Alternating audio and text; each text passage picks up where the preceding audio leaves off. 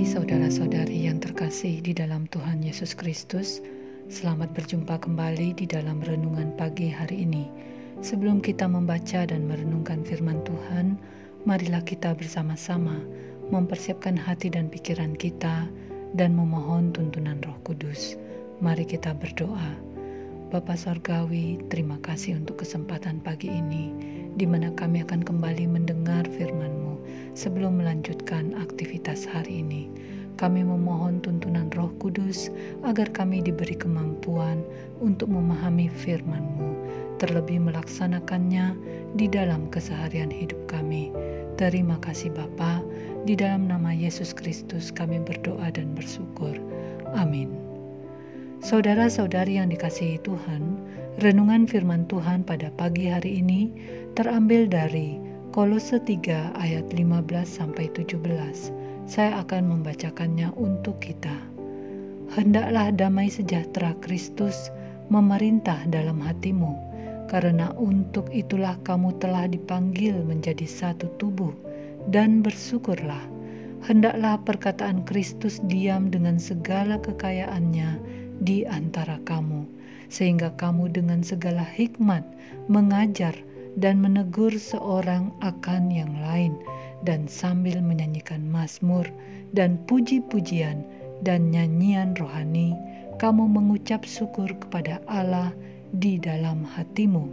Dan segala sesuatu yang kamu lakukan dengan perkataan atau perbuatan, lakukanlah semuanya itu dalam nama Tuhan Yesus, sambil mengucap syukur oleh Dia kepada Allah Bapa kita. Saudara-saudariku yang terkasih, judul renungan pada pagi hari ini adalah Damai Sejahtera Kristus.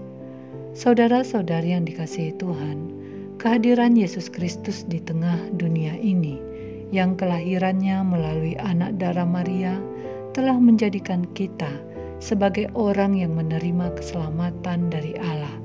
Karya keselamatan telah terukir dari atas kayu salib.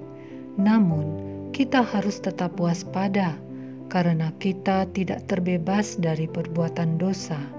Dosa senantiasa datang mengintip. Dikala kita lengah, kita akan kembali melakukan pelanggaran.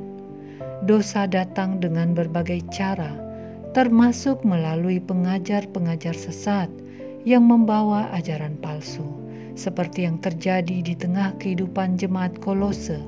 Hal ini menjadi perhatian Rasul Paulus, sehingga ia berkirim surat kepada jemaat di Kolose. Rasul Paulus menginginkan agar iman jemaat tetap terjaga dan terpelihara sebagai jemaat yang telah menerima Yesus Kristus Tuhan. Ketika sebelum menerima Yesus, jemaat hidup di dalam segala sesuatu hal duniawi yang mendatangkan murka Allah, seperti percabulan, kenajisan, hawa nafsu, nafsu jahat, keserakahan, dan penyembahan berhala.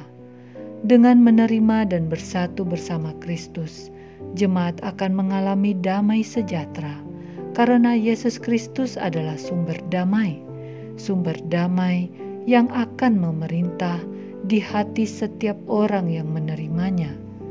Saudara-saudari yang dikasihi Tuhan, ketika sumber damai memerintah di dalam hati kita, maka perilaku kita sebagai anak-anak Allah akan menghadirkan damai sejahtera pula.